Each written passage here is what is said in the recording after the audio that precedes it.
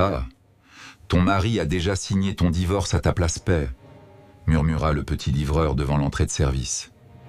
Le nouveau contrat de sa société, Delcourt Énergie, une entreprise qu'elle avait construite seule, après 15 ans de travail, de nuits blanches.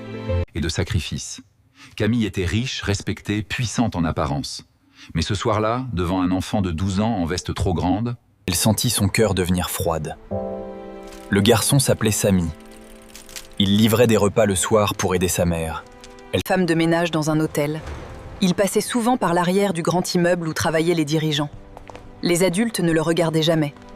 Et c'est justement pour cela qu'il entendait tout. Camille fronça les sourcils. « Qu'est-ce que tu racontes, Fa ?» Samy baissa les yeux. « Madame, j'ai vu votre mari avec un avocat, hier soir, à l'hôtel Montclair. Il disait que la signature était parfaite. Il disait aussi qu'après le divorce, vos parts tomberaient entre ses mains. » Ah. Le mari de Camille s'appelait Marc.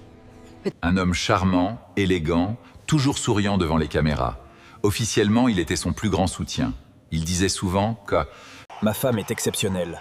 Je suis fier d'elle. » Mais depuis quelques mois, Camille le trouvait différent.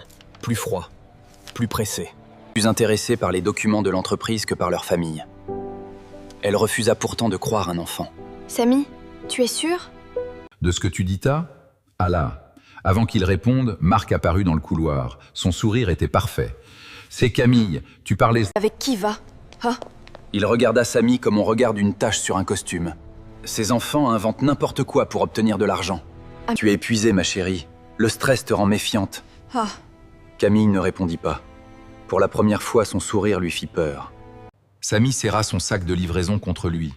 « Je ne veux pas d'argent, madame. Mon père avait un petit atelier. » Ton associé a imité sa signature pour prendre le bail et les machines. Mon père a tout perdu. Depuis, je reconnais les gens qui sourient pendant qu'ils volent. Ces mots frappèrent Camille en plein cœur. Elle se souvint de son propre père, qui lui disait toujours Mac. Quand les papiers protègent main que la vérité, aux pattes. Ce soir-là, elle ne dormit pas. Chers auditeurs, si vous appréciez cette histoire, s'il vous plaît, n'hésitez pas à laisser un j'aime et surtout à vous abonner à la chaîne. Cela nous aide beaucoup. Maintenant, poursuivons. Camille ne confronta pas Marc. Elle fit semblant de rentrer chez elle, les embrassa sur la joue, puis attendit qu'ils s'endorment. Le lendemain matin, elle appela discrètement Maître Renaud, l'ancien avocat de son père, un homme calme qui connaissait toutes les failles. Des contrats. Puis elle contacta Élise, sa directrice financière, la seule personne de l'entreprise en qui elle avait encore confiance.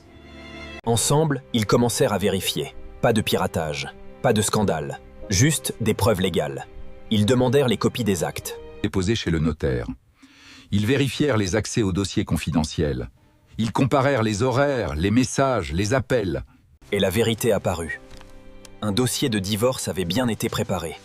La signature de Camille figurait en bas de chaque page.